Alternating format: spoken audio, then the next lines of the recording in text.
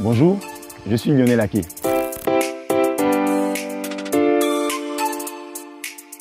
J'ai rencontré le Seigneur en 2006, lorsque j'étais en seconde. C'est-à-dire c'était dans un environnement scolaire où j'avais besoin, où je sentais que mes capacités académiques étaient faibles. Devant une classe où ils avaient bondé un peu d'énormément de personnes qui étaient extrêmement fortes d'un point de vue académique. Et au fur et à mesure, me sentant faible, j'ai décidé d'aller dans les cellules de prière. Et donc, lorsque je suis parti dans la cellule de prière avec une de nos monitrices, Mme Nyadje, elle nous a appris à aimer le Seigneur. Elle nous a appris à être véritablement amis du Seigneur, à le rencontrer, à lui parler, à prier, à méditer. Et au fur et à mesure, moi aussi, la chose a commencé à me plaire. Et j'ai commencé à suivre véritablement tous les principes et toute la prédication qu'elle nous donnait. Et là, ça s'est bien passé. En seconde, ça s'est bien passé. En première, ça se passait bien. Mais à l'intérieur de moi, il y avait ce désir-là du monde. Il y avait ce désir du monde. Je voyais mes amis autour de moi qui avaient des copines, qui avaient des femmes qui trichaient à l'école, qui faisaient des choses qui n'étaient pas bien.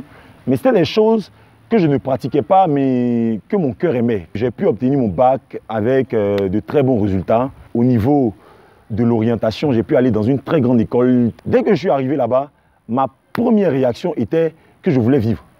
Je voulais vivre comme mes autres amis, pouvoir avoir des copines, pouvoir envoyer des filles dans ma chambre. Voyant mes résultats scolaires, ça n'allait pas.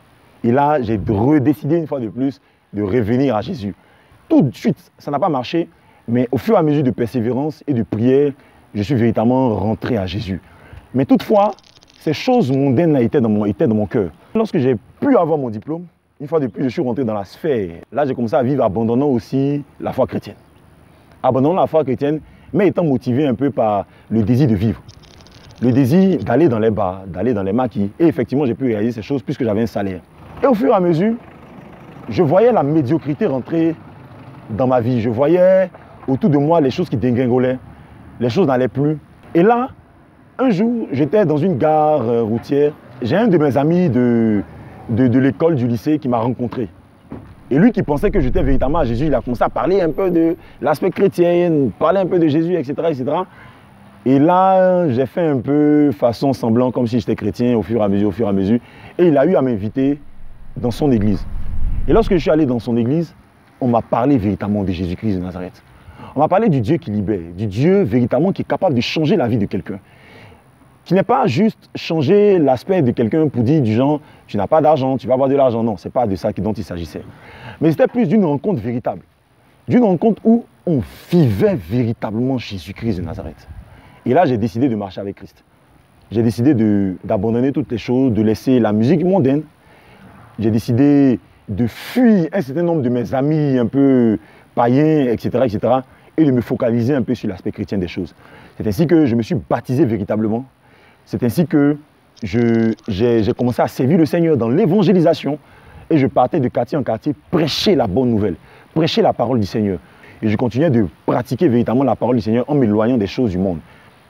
Il est vrai que pendant même cette période de ma véritable rencontre avec le Seigneur, j'ai eu à fléchir, j'ai eu à tomber, mais je n'ai pas tardé à me relever.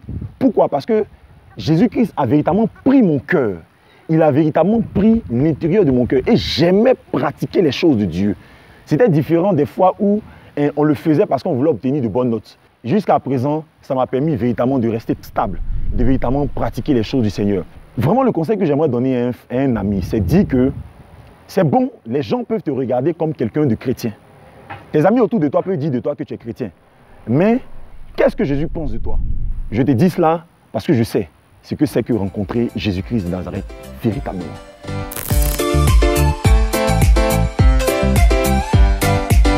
J'entends dire que je suis chrétien et j'écoute la musique du monde. Je suis sur Facebook ou sur Instagram les grandes stars du monde. La question que j'aimerais te poser, c'est lorsque tu écoutes la musique du monde, qu'est-ce que tu reçois en tant que dépôt? Parce que souvent, ce que tu reçois comme dépôt est souvent inconscient. Donc, ce que moi j'aimerais te dire, c'est véritablement de suivre les choses inspirées de Dieu. Pourquoi? Parce que lorsque tu suis les choses inspirées de Dieu, de façon inconsciente aussi, tu reçois des choses que Dieu véritablement recherche en toi. Je prends un exemple. Tu aimes davantage la prière, tu aimes davantage la méditation, tu aimes davantage les choses de Dieu.